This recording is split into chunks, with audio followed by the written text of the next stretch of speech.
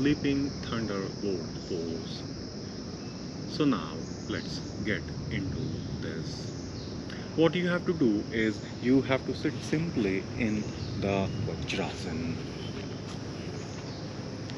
After sitting in Vajrasana, you can slowly take your elbows down towards the ground, left, right, and then slowly, the back of the head on the ground.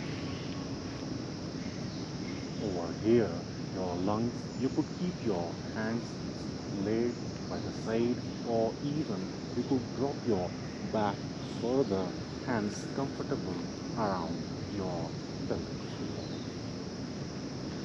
Then you will stay in this position.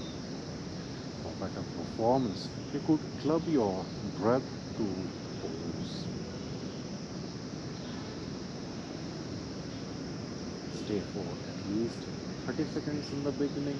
If you struggle much, then you can use some support at the back, or you could increase the gap between the ground and your back. And then later on, slowly, you could drop head down.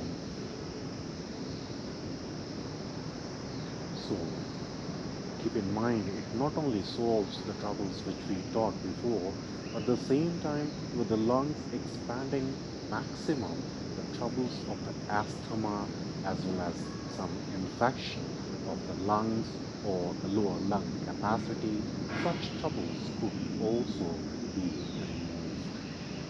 Its purpose is of great help to transmute the lower instinct towards the higher instincts. Such is the value of this position. After staying in this position, to release the position, again take your palm or elbow slightly backward and try to lift head up. And shifting elbows back, come up slowly. And then you could release the Vajrasana pose and you can rest a while. You could see the video again to know the benefits. Practice it for at least 3-4 times to feel the intended change as we talked before.